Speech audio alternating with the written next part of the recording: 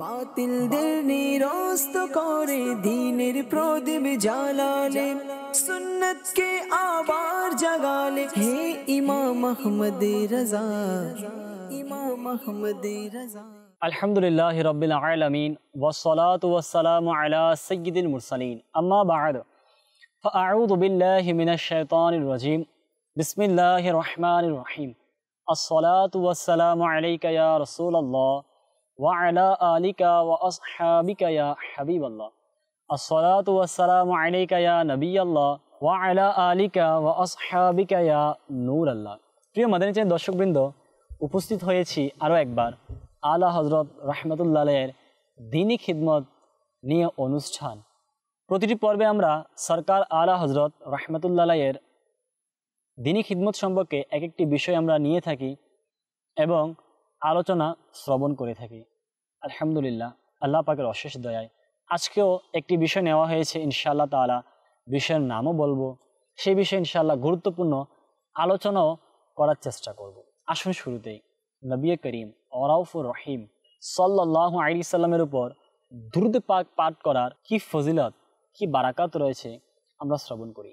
নবী রহমত, শফিয়ে উম্মত, তাজদারে রিসালাত নবী করিম রাউফুর রহিম সাল্লাল্লাহু আলাইহি সাল্লাম ইরশাদ করেন, যে ব্যক্তি জুমার দিন আমার প্রতি 200 বার দুরূদ শরীফ পাঠ করে, আল্লাহ তাআলা তার 200 বছরের গুনাহকে ক্ষমা করে দিবেন। আমাদের মধ্যেও জুমার দিন এসে থাকে, সপ্তাহে 7 দিন ঘুরে 7 দিন পর যখন জুমার দিন এসে থাকে, তো আমাদের উচিত হচ্ছে জুমার দিনে নেকি করা, পাশাপাশি অধিক পরিমাণে সরকার সাল্লাল্লাহু আলাইহি সাল্লামের উপর দুরূদ শরীফ পাঠ করা। আল্লাহ তাআলা আমাদেরকে তৌফিক দান করুক। আসুন অনুষ্ঠানকে বরকতময় করার জন্য অনুষ্ঠানের শুরুতে দুরূদে পাক পাঠ করি। সল্লু আলাল হাবিব সাল্লাল্লাহু তাআলা আলা মুহাম্মদ। প্রিয় মাদানী চ্যানেল দর্শকবৃন্দ, আজকের অনুষ্ঠানের মধ্যে আমরা বিষয় নিয়েছি সরকার আলা হযরত রাহমাতুল্লাহ আলাইহির কাব্যগ্রন্থ কালামের মাধ্যমে তিনি দ্বীনী কি খিদমত করেছেন। অনেকে কাব্যগ্রন্থ লিখে থাকে, অনেকে কাব্য রচনা করে থাকে, অনেকে বিভিন্ন রকমের কবিতা লিখে থাকে, কিন্তু সরকার আলা হযরত রাহমাতুল্লাহ আলাইহি কেমন কবিতা লিখেছিলেন, কেমন কাব্যগ্রন্থ রচনা করেছেন, নবী করিম সাল্লাল্লাহু আলাইহি সাল্লামের শানে কেমন নাত শরীফ লিখেছেন, যেগুলো আজ পর্যন্ত যখন মানুষ পড়ে, যখন মানুষ এই নাত শরীফগুলোকে পাঠ করে, অন্তরের মধ্যে ইশকে রাসূল পয়দা হয়ে যায়, অন্তরের মধ্যে খৌফে খোদা সৃষ্টি হয়। তো আসুন আমরা সে সম্পর্কে শ্রবণ করি। সরকার আলা হযরত রাহমাতুল্লাহ আলাইহি অসংখ্য বৈশিষ্ট্যের অধিকারী ছিলেন, কিন্তু বিশেষ বিষয় হলো এটা যে তার অসংখ্য কাব্যের পংক্তি কোরআনে পাকের তাফসির এবং হাদিসে পাকের প্রতি ইঙ্গিত করা হয়েছে, যেন কোরআন ও হাদিসে প্রিয় নবী সাল্লাল্লাহু আলাইহি সাল্লামের যে শান বর্ণিত হয়েছে, আলা হযরত রাহমাতুল্লাহ আলাইহির কবিতার নাতে রসুলের এটি একটি অনন্য বৈশিষ্ট্য ছিল যে নবী পাকের শান আল্লাহ তাআলা যেমনভাবে বর্ণনা করেছেন, সরকার আলা হযরত সেই শানকে তার কাব্যের মধ্যে, তার কবিতার মধ্যে, নাতে রসুলের মধ্যে ফুটিয়ে তুলেছেন। কিভাবে তুলেছেন আসুন এ সম্পর্কে আমরা শ্রবণ করি। যেমনটি আল্লাহ তাআলার নবী মাহবুবে আরবি সরকার সাল্লাল্লাহু আলাইহি সাল্লাম হাদিসে মুবারাকার এক জায়গায় ইরশাদ করেন যে নিশ্চয় আমি বন্টনকারী আর আল্লাহ তাআলা হচ্ছে প্রদান করেন। সরকার আলা হযরত রাহমাতুল্লাহ আলাইহি এই হাদিসে পাকের প্রতি ইঙ্গিত করে এমন একটি কাব্য লিখলেন, কাব্যের 2টি চরণ এমনভাবে লিখলেন যে এই হাদিসে পাকের উপর ইঙ্গিত চলে যায়। আলা হযরত রাহমাতুল্লাহ আলাইহি বলেন, রব হে মোতি ये है कासिम, रिस्क उसका है खिलाते ये है। যে আলা হযরত নবী পাকের এই হাদিস মুবারকের প্রতি ইঙ্গিত করে দিয়েছেন যে আল্লাহ তাআলা প্রদান করে, রব হে মোতি আল্লাহ তাআলা দিয়ে থাকে, ये है कासिम আমার নবী বন্টন করে, রিস্ক উসকা है রিজিক তো আল্লাহ তাআলার, রিজিকের মালিক তো আল্লাহ তাআলা, রিজিক তো বান্দার জন্য বরাদ্দ করেছেন আল্লাহ তাআলা, রিজিক তো বান্দার জন্য সৃষ্টি করেছেন আল্লাহ তাআলা, তো সব কিছুর মালিক আল্লাহ তাআলা। কিন্তু আলা হযরত বলেন রিস্ক উসকা है खिलाते ये है, রিজিক যদিও আল্লাহ তাআলার, কিন্তু আমার নবীর মাধ্যমে আমরা খেয়ে থাকি, আমার নবীর মাধ্যমে এটা বন্টন হয়। এজন্য নবী পাকের এই হাদিস শরীফ যে আল্লাহ তাআলা হচ্ছে প্রদান করে আর আমি নবী হচ্ছি সেটাকে বন্টন করি। তো আলা হযরত রাহমাতুল্লাহ আলাইহির কাব্যের এটাই বিশেষ দিক ছিল যে তার কাব্যের মধ্যে, রচনার মধ্যে, তার লিখনির মধ্যে আলা হজরতের লিখিত নাতের মধ্যে, শায়রির মধ্যে নবী পাকের হাদিস শরীফের সারাংশ পাওয়া যেত। আল্লাহ তাআলার কোরআনে কারিমের আয়াতে মুবারাকার কিছু দিক পাওয়া যেত। সেই আয়াতে মুবারাকার প্রতি, হাদিসে মুবারাকার প্রতি আলা হজরত ইঙ্গিত করতেন। আলা হজরত রাহমাতুল্লাহ আলাইহির ইশকে রাসূল কেমন ছিল এ সম্পর্কে আমরা অনেক বয়ান শুনেছি, কিন্তু আলা হজরত রাহমাতুল্লাহ আলাইহি কাব্যের মাধ্যমে, কালামে পাকের মাধ্যমে, নাতে রসুলের মাধ্যমে কেউ খিদমত করেছেন। এই সম্পর্কে আসুন একটি ঘটনা আমরা শ্রবণ করি। বর্ণিত রয়েছে, একদা নানাপড়া প্রশাসনের নবাবের প্রশংসা ও গুণকীর্তন তৎকালীন কবি সাহিত্যিকরা লিখতে লাগলেন। তৎকালীন যারা কবি ছিল তারা সেই জমানার যিনি নবাব ছিল, বাদশাহ ছিলেন, নেতা ছিলেন, তার জন্য বিভিন্ন সাহিত্য, প্রশংসা, গুণকীর্তন করতে লাগলেন। কিছু লোক এসে আমার আলা হজরত ইমামে আহলুস সুন্নাত, ইমাম ও ইশক মুহাব্বত শাহ ইমাম আহমদ রাজা খান রহমতুল্লাহ আলাইহির দরবারে উপস্থিত হয়ে আরজ করলো যে, হে হুজুর, আপনিও নবাবের ব্যাপারে কিছু লিখুন, অর্থাৎ নবাবের প্রশংসা নিয়ে কিছু রচনা করুন। জমানার অনেক বড় বড় ব্যক্তিরা, কবি সাহিত্যিকরা নবাবের প্রশংসা করছে, গুণকীর্তন গাইছে, আপনি কেন করছেন না? আপনিও করা প্রয়োজন। এই আবেদনের উত্তরে, যখন এই আবেদন করা হলো, অনুরোধ করা হলো, এই আবেদনের উত্তরে সরকারে আলা হজরত রহমতুল্লাহ তাআলা আলাইহি একটি নাত শরীফ লিখেন। যে নাতে পাকের মধ্যে প্রথম চরণ তিনি লিখলেন যে, वो कमाल हुस्न हुजूर है के गुमान नक्श जहां नहीं, यही फूल खार से दूर है, यही शमा है के दुआ नहीं। আলা হযরত এই কালাম লিখলেন, এই নাত শরীফ লিখলেন, যার প্রথম চরণ এই দুই লাইন ছিল, যার অর্থ কিছুটা এরকম যে, প্রিয় নবী সাল্লাল্লাহু আলাইহি সাল্লামের সৌন্দর্য ও উৎকর্ষতা এমন যে, আল্লাহু আকবার, এতে কোনো ধরনের অপূর্ণতা থাকে না, বরং থাকা তো দূরের কথা, কোনো অপূর্ণতার কল্পনা করা যায় না। আলা হজরত বলেন, ও কামালে হুসনে হুজুর হে, যে আমার রসুলের পাকের শানে যে দুই লাইন লিখেছে, সেই জামানার নবাবের শান বর্ণনা করতে বলেছে, কিন্তু আলা হজরত এর উত্তরে নবী পাকের শান লিখলেন যে, আমার নবী রসুল আরবি সাল্লাল্লাহু আলাইহি ওয়াসাল্লামের সৌন্দর্য তো সেটা, আমার নবীর উৎকর্ষতা তো সেটা, আমার নবীর ক্ষমতা তো সেটা, যে আমার নবী করিম সাল্লাল্লাহু আলাইহি ওয়াসাল্লামের সৌন্দর্যের মধ্যে, উৎকর্ষতার মধ্যে কোনো ধরনের অপূর্ণতা থাকা দূরের কথা, এটা কল্পনা করা যায় না। আলা হজরত দ্বিতীয় লাইন দ্বারা উদ্দেশ্য করে বলেন যে, যার অর্থ এরকম, সাধারণ ফুলের সাথে কাঁটাও থাকে।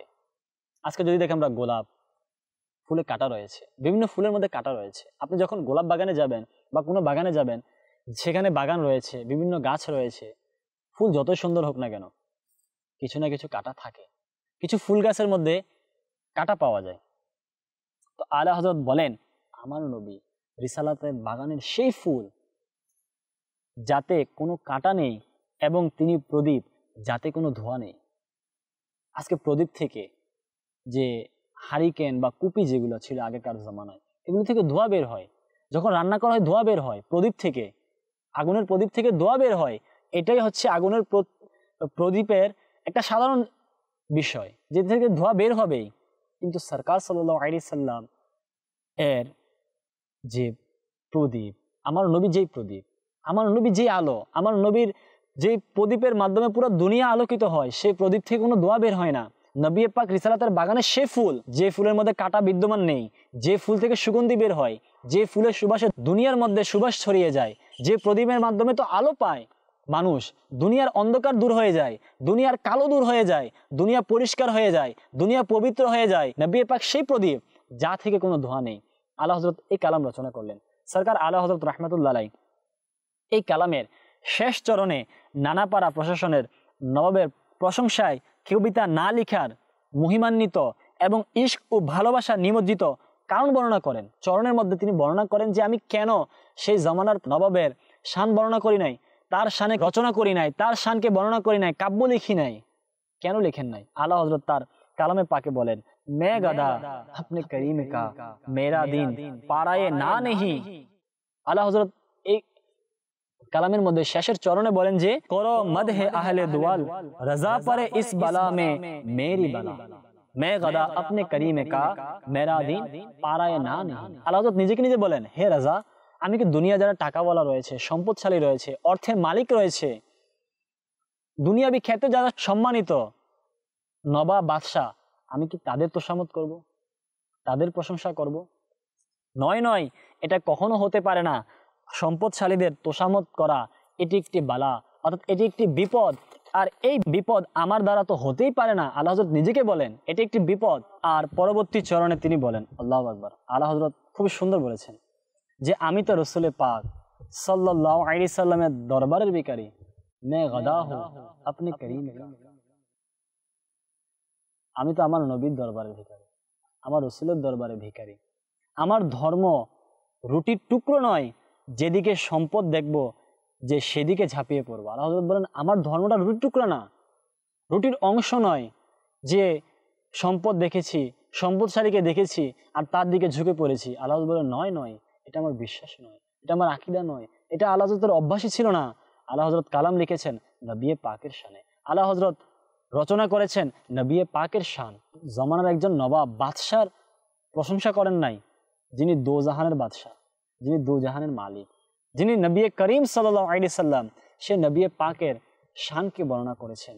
এই কালামে যদি আমরা পাঠ করি, এই কালামগুলো যদি আমরা পড়ি, তাহলে ইনশাআল্লাহ ইশকে রসুল আমাদের অন্তরে পয়দা হবে, আমাদের অন্তরে বৃদ্ধি হতে থাকবে। কেননা প্রিয় ইসলাম ভাইরা, দুনিয়াবি তোষামদের জন্য দুনিয়ায় কারো তোষামদ করা এটা মুসলমানের বৈশিষ্ট্য নয়। যেমনটি হাদিসে মুবারাকার মধ্যে আল্লাহ রাসূল সাল্লাল্লাহু আলাইহি সাল্লাম ইরশাদ করেন যে মুসলমান তোষামতকারী নয়। আর আলা হযরত সেটির প্রমাণ দেখিয়েছেন তার কালামের মধ্যে। আল্লাহ তাআলা আমাদেরকে বা সরকারে আলা হযরত রাহমাতুল্লাহ আলাইহির মতো ইশকে রসুল নবী পাকের সেই মুহাব্বত আল্লাহ তাআলা আমাদেরকে দান করুক। আমিন। সাল্লু আলাল হাবিব সাল্লাল্লাহু তাআলা আলা মুহাম্মদ সাল্লাল্লাহু আলাইহি সাল্লাম। প্রিয় মাদানী চ্যানেল দর্শকবৃন্দ, শুনছিলাম আলা হযরত রাহমাতুল্লাহ আলাইহির দ্বীনি খিদমতের একটি বিষয়, কালামের মাধ্যমে, কাব্যের মাধ্যমে, নাতে রসুলের মাধ্যমে তিনি কিভাবে খিদমত করেছেন। আলা হযরত রাহমাতুল্লাহ আলাইহির যদি আমরা নাত শরীফগুলা পাঠ করি না, অন্তরের মধ্যে ইশকে রসুলের ঝর্ণা প্রবাহিত হবে, নদী প্রবাহিত হবে। আলা হযরত রাহমাতুল্লাহ তার নাতে পাকের মধ্যে নবী পাকের শান, নবী পাকের সৌন্দর্য, নবী পাকের সুন্নত, নবী পাকের মহিমান্বিত চেহারা মুবারক, আমার নবী জুলফি শরীফ, প্রতিটি বিষয়কে বর্ণনা করেছেন। যেমন আলা হযরত রাহমাতুল্লাহ আলাইহি নবী করিম সাল্লাল্লাহু আলাইহি সাল্লামের সৌন্দর্য সম্পর্কে তার শেরের মধ্যে, তার কালামের চরণের মধ্যে বলেন যে মাহে মদিনা अपनी तजल्ली अता करे, ये ढलती चांदनी तो पहर की है। যে আলা হযরত বলেন একটি হলো আকাশের চাঁদ, আরেকটি হচ্ছে মদিনার চাঁদ। আলা হযরত বলেন আকাশের চাঁদও আলো বিকিরণ করে, কিন্তু মদিনার যে চাঁদ রয়েছে সেই চাঁদ নূরের খয়রাতকে বন্টন করে। কি বলে, আকাশের চাঁদ তো আলোকে বিকিরণ করে, নবী পাক তো সেই চাঁদ, নবী পাক তো সেই সৌন্দর্য যে নূরের খয়রাতকে বন্টন করে, আলোর খয়রাতকে বন্টন করে, আলোকিত করে দেয় দুনিয়াকে। আল্লাহু আকবার। আকাশের চাঁদ যে আলো দেয় তা 1-2 প্রহরের জন্য, নির্দিষ্ট সময়ের জন্য। আকাশের চাঁদ 1 বা 2 প্রহরের জন্য তা আলো দেয়, নির্দিষ্ট সময়ের পরে এর আলো থাকে না। নির্দিষ্ট সময় অতিবাহিত করার পর চাঁদের আলোকে দেখা যায় না। কিন্তু আলা হযরত বলেছেন যে নবী পাক সাল্লাল্লাহু আলাইহি সাল্লাম সেই মদিনার চাঁদ, যেই চাঁদের নূরের ঝলক দান করে দেন, তবে দুনিয়া ও আখেরাত আলোকিত হয়ে যাবে। যে নবী পাক সাল্লাল্লাহু আলাইহি সাল্লাম তো সেই চাঁদ, যদি সেই চাঁদের নূরের ঝলক বিতরণ করেন, পুরো নূর না কিছু অংশ ঝলক যদি বিতরণ করে দেয়, দুনিয়া এবং আখেরাত উজ্জ্বল হয়ে যাবে, আখেরাত আলোকিত হয়ে যাবে। এটাই হচ্ছে আলা হযরতের খিদমত, যে নবী করিম সাল্লাল্লাহু আলাইহি সাল্লামের ইশক, নবী পাকের ভালোবাসা, নবী পাকের সৌন্দর্য, নবী পাকের সম্মানকে আলা হযরত নিজের কাব্যের মধ্যে রচনা করেছেন, নিজের লিখনির মধ্যে প্রকাশ করেছেন। যদি আমরাও পাঠ করি তাহলে ইনশাআল্লাহ তাআলা ইশকে রাসূলের ঝর্ণা প্রবাহিত হবে। নবী পাকের হাকিকতের যে সৌন্দর্য রয়েছে, নবী পাকের কেমন সৌন্দর্য ছিলেন, নবী পাক কেমন চরিত্রের অধিকারী ছিলেন, সে সম্পর্কে আমরা শুনতে পারবো। যেমনই সরকার আলা হযরত রাহমাতুল্লাহ আলাইহির প্রতি কুরবান হয়ে যান আলা হযরত রাহমাতুল্লাহ আলাইহি, নবী পাকের যে শিশু অবস্থায় নবী পাক দোলনার মধ্যে খেলনা করতেন, সেটাকে কেমনভাবে তুলনা করেছেন। আলা হযরত বলেন চাঁদ ঝুক जाता जिधर उंगली उठाते महद में, चांद झुक जाता जिधर उंगली उठाते महद में, क्या ही चलता था इशारों पर खिलौना नूर का। যে ইয়া রাসূলুল্লাহ সাল্লাল্লাহু আলাইহি সাল্লাম আমার নবীর শানকে বর্ণনা করেন যে চাঁদ সেদিকে ঝুঁকে যেত যেদিকে আমার নবী শিশু অবস্থায় নিজের আঙ্গুল মুবারক উঠিয়ে দিতেন। চাঁদ সেদিকে ঝুঁকে যেত। আমার নবীর খেলনার সাথে ছিল চাঁদ। কিতাবে এটা এসেছে, হযরত আব্বাস রাদিয়াল্লাহু তাআলা আনহু থেকে বর্ণিত। আর আলা হজরত সেই হাদিসে রসুলের প্রতিও ইঙ্গিত করলেন, সেই হাদিস শরীফকেও বুঝিয়ে দিলেন এবং পাশাপাশি নবী পাকের শানকে বর্ণনা এভাবে করলেন যে ইয়া রাসূলুল্লাহ, চাঁদ তো অনেক মামুলি বিষয়, অনেক ছোট বিষয়, কারণ চাঁদ তো সামান্য একটি আকাশের চাঁদ। আমার নবীর শান হচ্ছে সেটা যে দোলনা থাকা অবস্থায়, শিশু অবস্থায় আমার নবীর খেলনার সাথে ছিল চাঁদ। আমার নবী যেদিকে হাত উঠাতেন, আঙ্গুল ইশারা করতেন, চাঁদ সেদিকে চলে যেত। আর এগুলো আমরা আলা হযরত রাহমাতুল্লাহ আলাইহির কালাম থেকে, কাব্য থেকে শ্রবণ করি। আসুন প্রিয় ইসলাম ভাইরা, আলা হযরত রাহমাতুল্লাহ আলাইহির কাব্যের আরও কিছু দিক আমরা শ্রবণ করি। সাধারণত যে আগুন দ্বারা আগুন নিবানো যায় না, বরং আগুন আগুনকে প্রজ্বলিত করে। কোথাও আগুন লেগেছে, আপনি যদি আরেক জায়গায় আগুন লাগিয়ে দেন, আগুন এই আগুনের দ্বারা অন্য আগুন নিববে না। বা সেখানে আপনি কেরোসিন ঢেলে আর একটু জায়গায় ভালো করে আগুনকে বাড়িয়ে দিলেন, আগুনকে লাগিয়ে দিলেন, কিন্তু আগুন নিববে না। এটা হচ্ছে সাধারণত আগুনের ধর্ম। আগুন এটা রয়েছে, কিন্তু আলা হযরত বলেন দুনিয়ায় এমন একটি আগুনও রয়েছে, আল্লাহু আকবার, যা দোজকের আগুন থেকে বান্দাকে বাঁচায়। আলা হযরত বলেন দুনিয়ার এমন একটি আগুন রয়েছে যেটি বান্দাকে দোজকের আগুন থেকে মুক্তি দেয়, দোজকের আগুন থেকে বাঁচিয়ে নেয়। আলা হযরত বলেন আর সেই আগুন হচ্ছে নবী করিম সাল্লাল্লাহু আলাইহি সাল্লাম এর ভালোবাসার আগুন, নবী পাকের ইশকের আগুন। যে আগুনের মধ্যে যখন বান্দা জ্বলে যায়, জ্বলা মানে সেই জ্বলা না, ইশকের মধ্যে যখন ডুবে যায়, ইশকে রসুলের আগুন যখন বান্দার দিলে অনুভূত হয়, সেই আগুনের কারণে সেই বান্দা জাহান্নামের আগুন থেকে বেঁচে যায়। দুনিয়ার আগুন অন্য আগুনকে নিভায় না, অন্য আগুনকে প্রজ্বলিত করে। আর আলা হযরত বলেন নবী পাকের ইশকের আগুন যখন বান্দা ডুবে যায়, ইশকের আগুনে যখন বান্দা নিমজ্জিত হয়ে যায়, তখন নবী পাকের ইশকের আগুন, ভালোবাসার আগুন, সেই মুহাব্বতের আগুন বান্দাকে জাহান্নামের আগুন থেকে মুক্তি দেয়, বান্দাকে জাহান্নামের আগুন থেকে বাঁচিয়ে নেয়। আলা হযরত আরো বলেন, যদি এই আগুন অন্তরের মধ্যে প্রজ্বলিত হয়, মুখে নয় অন্তরের মধ্যে প্রজ্বলিত হয়, অন্তরের মধ্যে জ্বলে ওঠে, অন্তরের মধ্যে আলোকিত হয়, তবে এই আগুন দোজকের আগুন থেকে বাঁচাবে। আর এটাই খুব সস্তা। হায় হায়, আলা হযরত রাহমাতুল্লাহ কেমন ব্যাখ্যা করেছেন। যদি আমরা এই কালামগুলো পড়তে থাকি তাহলে ইনশাআল্লাহ ইশকে রাসূল বৃদ্ধি পাবে, নবী পাকের মুহাব্বত বাড়বে, খৌফে খোদা হবে। তো আমাদের উচিত আলা হযরত রাহমাতুল্লাহ আলাইহির কালামে পাকগুলো পাঠ করা। প্রিয় মাদানী চ্যানেল দর্শকবৃন্দ, যদি আমরা আলা হযরত রাহমাতুল্লাহ আলাইহির কাব্যগুলো পাঠ করি তাহলে দেখব ইশকে রাসূল কেমন বৃদ্ধি পায়। শুধু তাই নয়, আমার আলা হযরত রাহমাতুল্লাহ যে কালামগুলো লিখেছেন সেগুলো আগেও, এখনো এবং ভবিষ্যতেও এমন সুনাম অর্জন করেছে যেটা আমাদের কল্পনার বিষয় নয়। যেমন একটি নাত দেখা যাচ্ছে যে মুসলমানের মধ্যে 85% বা 90% মুসলমান না, শতকরা 90% মুসলমানই জানে এবং বলে থাকে, সেটা হচ্ছে সবসে আওলা ও আলা হামারা নবী। আমরা কি জানি এই কালামটি কে লিখেছে? হ্যাঁ প্রিয় ইসলাম ভাইরা, জি মাদানী চ্যানেল দর্শকবৃন্দ, এই কালামটিও আমার আলা হযরত লিখেছে। এই নাতে রাসূলও আমার আলা হযরত লিখেছে। আলা হযরত বলেন, सबसे औला व आला हमारा नबी, सबसे बाला व आला हमारा नबी। যে আল্লাহ এই কালামের মধ্যে বলেন সবার চেয়ে উত্তম, সবার চেয়ে সেরা আমাদের নবী, সর্বোচ্চ মর্যাদার অধিকারী আমাদের নবী, সবার চেয়ে সম্মানিত আমাদের নবী। আল্লাহু আকবার। প্রিয় ইসলাম ভাইরা, আল্লাহ আরেক জায়গায় বলেন, अपने मौला का प्यारा हमारा नबी, दोनों आलम का दूल्हा हमारा नबी। যে স্বীয় মালিক আল্লাহ তাআলার প্রিয়তম সত্তা হচ্ছে আমার নবী এবং দো জাহানের দুলা, দো জাহানের মধ্যমণি সেটি হচ্ছে আমার নবী। আলা হযরত রাহমাতুল্লাহ আলাইহি খুব সুন্দর বলেন, বুঝ গই জিসকে আগে সবহি মশআলে শমা ও লেকর আয়া হামারা নবী। আলা হযরত বলেন, যার প্রকাশে পূর্বেকার আলোর দীপগুলো এক এক করে নিভে যায়, সেই চূড়ান্ত হেদায়েতের সর্বশেষ আলোকবর্তিকা নিয়ে আবির্ভূত হয়েছেন আমাদের নবী। বুঝ গই জিসকে আগে সাবি মশালে, যে আমার নবীর সামনে পূর্বের যত আলো আছে, পূর্বের যত প্রদীপ আছে সব নিভে গিয়েছে। আল্লাহু আকবার। আল্লাহ হযরত বলেন, খলক সে আউলিয়া, আউলিয়া সে রাসূল আর রাসূলও সে আলা হামারা নবী। যে আল্লাহ হযরত বলেন সৃষ্টি কুলের মধ্যে সর্বোত্তম হলেন আল্লাহর ওলিগণ। খলক সে আউলিয়া, সৃষ্টি থেকে উত্তম হচ্ছে আউলিয়ারা, আউলিয়া সে রাসূল, আউলিয়াদের থেকে উত্তম হচ্ছে রাসূল, আর রাসূলও সে আলা হামারা নবী। যে আলা হযরত বলেন সব রাসূলদের থেকে উত্তম হচ্ছে আমার নবী, সব রাসূলদের থেকে সম্মানিত হচ্ছে আমার নবী।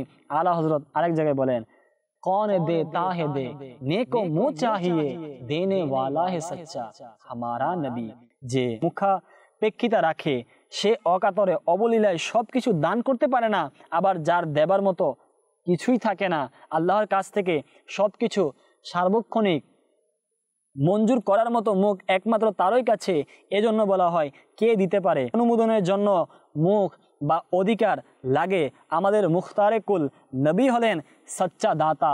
সত্যি নবী পাক দিতে পারেন। তার দান অযাচিত, তার দান অচিন্তনীয়, তার দান অকল্পনীয়, যা উম্মত ভাবতে পারে না সেটাও নবী পাক দিয়ে থাকেন। আল্লাহ এই জন্যই বলেন কौन দে তাহে দে নেকো মুঁহ চাহিয়ে দেনে ওয়ালা হে সচ্চা হামারা নবী। যিনি দিতে পারেন তিনি আমার নবী, যার দরবারে চাইবো তিনি আমার নবী, যিনি চাওয়ার আগে দিয়ে থাকেন তিনি আমাদের নবী। এই জন্য আরেকজন শায়ের বলেন, আশিক রাসূল বলেন যে মাংনে ওয়ালা কবি মেহরুমে করম नहीं जाता, पूछने वाला कभी मायूस नहीं होता। যে নবী পাকের দরবারে যে যেটা চাইতো নবী পাক এমন ভাবে দিতেন তার দিলও খুশ হয়ে যেত, সে কখনো এটা থেকে আলাদা হতো না, মেহরুম হতো না। আমার নবীকে যদি কেউ জিজ্ঞাসা করতো নবী পাক এমন উত্তর দিতেন তার দিল ঠান্ডা হয়ে যেত। আল্লাহু আকবার। ক্রিস্তান বেরা আলা হযরত এ সবসে আওলা ও আলা हमारा नबी এই কালামের মধ্যে বলেন যে क्या खबर कितने तारे खिले छुप गए पर ना डूबे ना डूबा हमारा नबी। যে কত সে হেদায়েতের তারকা নবী রাসূলগণ নিজ নিজ উম্মতের সামনে আলোর দিশারি হয়ে আত্মপ্রকাশ করেছেন, আবার স্রষ্টার ইচ্ছা অনুযায়ী তাদের যে নির্দিষ্ট সময় ছিল তারা সেই নির্দিষ্ট সময়ের পরে লোকচক্ষুর অন্তরালে হয়ে গিয়েছেন। এতপর খাতামুল মুরসালিন শফিউল মুজনবিন রাহমাতুল্লিল আলামিন সাল্লাল্লাহু আলাইহি সাল্লাম আকাশে দীপ্ত নক্ষত্র হয়ে আছেন, থাকবেন, ভবিষ্যতেও থাকবেন। আল্লাহু আকবার। ক্রিস্তান ভাইরা আসলে আলা হযরত রাহমাতুল্লাহ আলাইহির কালামে পাক যদি আমরা পাঠ করি, যদি পড়া হয়, আজকের যদি অনুষ্ঠানে শুধু শোনা হয়, পুরো একটি কিতাব রয়েছে আলা হযরতের কাব্যগ্রন্থের, যেটি হাদাইকে বকশিশ নামে পরিচিত। মাকতাবাতুল মদিনা এর 2 খণ্ডকে প্রকাশ করেছে। হাদাইকে বকশিশ যদি আমরা পড়ি, কালামের পরে কালাম, সবসে আওলা ও আলা হামারা নবী চমক তুঝসে পাতে হে সব পানে ওয়ালে। আলা হযরতের কালামে এটাও বৈশিষ্ট্য ছিল, আলা হযরত নবী পাকের শানকে বর্ণনা করতেন। আবার এমন একটি কালাম রয়েছে যে কালামের মধ্যে আলা হযরত 4টি ভাষাকে ব্যবহার করেছেন। হাফিজ ইসলাম ভাইরা 4 ভাষায় নবী পাকের শানকে বর্ণনা করেছেন। 4 ভাষায় নবী পাকের সম্মানকে, নবী পাকের শানকে মানুষের সামনে তুলে ধরেছেন। যদি আমরা আলা হযরত রাহমাতুল্লাহ আলাইহির কাব্যগ্রন্থ পড়ি, কাব্যগুলি পড়ি, রচনাগুলো পড়ি, কালামে পাক পড়ি, তাহলে আমরা বুঝতে পারবো যে আলা হযরত দ্বীন ইসলামের কেমন খিদমত করেছেন, কাব্যগ্রন্থের মাধ্যমে কেমন তিনি খিদমত আঞ্জাম দিয়েছেন।